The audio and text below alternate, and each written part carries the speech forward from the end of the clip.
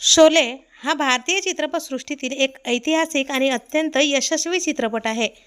मुंबईच्या मिनर्वा थिएटरमध्ये हा चित्रपट सलग 5 वर्षापेक्षा जास्त काळ चालला. या चित्रपटातील कितने आदमी थे, ये हात हमको दे दे ठाकूर हे संवाद आजही लोकांच्या लक्षात आहेत. यात अमिताभ बच्चन, हेमा मालिनी आणि धर्मेंद्र हे कलाकार प्रमुख भूमिकेत आहेत. मात्र या पात्रांबरोबरच या चित्रपटातील प्रत्येक पात्राने प्रेक्षकांची मने जिंकली. परंतु या चित्रपटातील एका लोकप्रिय अभिनेत्याचा मृतदेह वयाच्या 47व्या वर्षी बंद खोलीत सापडला हे अजूनही अनेकांना ठाऊक नाही. मित्रांनो, ते अभिनेते होते संजीव कुमार. संजीव कुमार यांनी शोले, आंधी आणि अंगूर यांसारख्या सिनेमातून आपल्या अभिनयाची छाप प्रेक्षकांपर्यंत पोहोचवली.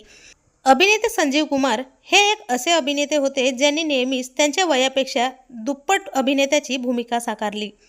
शोले चित्रपटात त्यांनी एका सेवानिवृत्त पोलीस ऑफिसरची भूमिका साकारली होती. नुकताच दिलेल्या एका मुलाखतीत अभिनेते सचिन पिळगावकर यांनी धक्कादायक खुलासा केला आहे. संजीव कुमार यांच्या निधनाच्या आदल्या दिवशीची आठवण त्यांनी सांगितली आहे. मी त्यांना डबिंग स्टुडिओमध्ये भेटलो. त्यानंतर दुसऱ्या दिवशी मी त्यांच्या घरी त्यांना भेटायला गेलो. तेव्हा घरातील लोकांनी त्यांना संजीव कुमार यांची तब्येत ठीक नाही असे सांगितले. काही वेळाने डॉक्टर गांधी आणि जमना दास त्यांच्या घरी आले. सचिन यांनी त्यांना काय झालं असं विचारलं. त्यावर डॉक्टरांनी त्यांना उलटी झाली असे सांगितले. ते रात्री उशिरा म्हणजे पहाटे 3 ते 4 वाजेच्या सुमारास घरी आले. हे ऐकून सचिन यांना शॉक बसला. मी त्यांना रागवणारच होतो.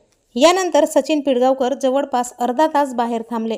संजीव कुमार यांच्या घरचं वातावरण गंभीर होतं याची त्यांना पूर्णपणे जाणीव झाली. अखेर त्यांनी स्वतः आत जाऊन पाहण्याचा निर्णय घेतला. दरवाजा उघडताच मात्र त्यांच्या पायाखालची जमीनच सरकली. संजीव कुमार दरवाजाजवळ कार्पेटवर पडलेले होते. त्यांचा चेहरा खाली होता आणि एक हात दरवाजाच्या दिशेने होता. त्यांनी तातडीने डॉक्टरांना बोलावलं.